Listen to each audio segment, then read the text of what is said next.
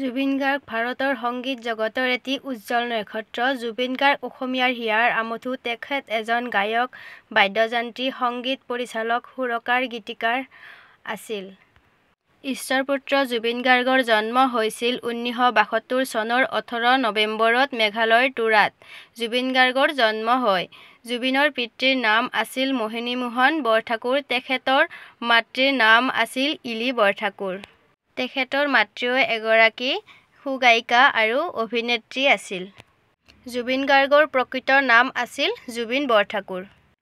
পিতৃৰ চাকৰিৰ সূত্ৰে কৰিমগঞ্জত থকাৰ সময়ছোৱাত গুৰু ৰবীন বেনাৰ্জীৰ পৰা জুবিনে তবলা শিকিছিল। তাৰ পিছত গুৰু ৰমণী ৰায়ৰ ওচৰত অসমীয়া লোক সংগীতৰ শিক্ষা গ্ৰহণ কৰে। তেওঁ তামুলপুৰৰ উচ্চতম মাধ্যমিক বিদ্যালয়ৰ পৰা মেট্ৰিক পাছ কৰিছিল। যোৰহাটৰ জগন্নাথ বৰুৱা মহাবিদ্যালয়ত ছাত্ৰ জীৱনত তেওঁৰ পৰিয়াল গুৱাহাটীলৈ স্থায়ীভাৱে থাকিবলৈ গুচি অহাৰ পিছত গুৱাহাটীৰ বি বৰুৱা মহাবিদ্যালয়ত স্নাতক বিজ্ঞান শাখাত নামভৰ্তি কৰে। জুবিন গাৰ্গৰ দুগৰাকী ভগ্নী জংকী বৰঠাকুৰ আৰু পামী বৰঠাকুৰ। জংকী এগৰাকী গায়িকা আৰু অভিনেত্ৰী আছিল। ডক্টৰ পামী বৰঠাকুৰ এগৰাকী অধ্যাপিকা। 2002 চনৰ 4 ফেব্ৰুৱাৰীত জুবিন গাৰ্গে গোলাঘাটত ফেশ্বন ডিজাইনাৰ গৰিমা শইকীয়াক বিয়া কৰায়। তেওঁ নিজকে ধৰ্মহীন বুলি গণ্য কৰিছিল। তেওঁ কৈছিল যে তেওঁৰ কোনো জাতি বা ধৰ্ম নাই। তেখেত মুক্ত। 1992 চনত জুবিনৰ প্ৰথমটো এলবাম অনামিকা মুক্তি পোৱাৰ লগে লগে পেছাদাৰী সংগীত জগতখনৰ সৈতে জুবিন জড়িত হৈ পৰে। প্ৰায় 33 বছৰত জুবিন গাৰ্গে 40টা ভাষাত 38,000তকৈও অধিক গীত বাণীবদ্ধ কৰিছে।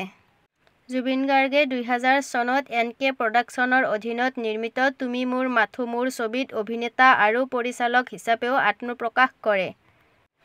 দীনবন্ধু 2004 চনত, মন যায় 2008 চনত, গানে কি আনে 2016 চনত, মিছন চাইনা 2017 চনত, দি আণ্ডাৰগাৰ্ল্ড 2018 চনত, কাঞ্চনজংঘা 2019 চনত, ৰাজনীতি 2022 চনত, ডক্টৰ বেজবৰুৱা 2023 চনত, চিকাৰ 2024 চনত আৰু ৰৈ ৰৈ বিনালে 2025 চনত এই ছবিসমূহত তেখেতে অভিনয় কৰিছিল আৰু পৰিচালনা কৰিছিল। হিন্দী ছবি গেংষ্টাৰৰ ইয়ালী গীতটোৰ বাবে জুবিনে 2006 চনত গ্ল'বেল ইণ্ডিয়ান ফিল্ম এৱাৰ্ড আৰু ষ্টাৰডাষ্ট এৱাৰ্ড শ্ৰেষ্ঠ নেপথ্য কণ্ঠশিল্পী বঁটা লাভ কৰিছিল। জুবিন গাৰ্গে বিভিন্ন কামৰ বাবে ধন আগবঢ়োৱা কলাগুৰু আৰ্টিষ্ট ফাউণ্ডেশ্যন নামৰ এটা দাতব্য সংস্থা আছিল।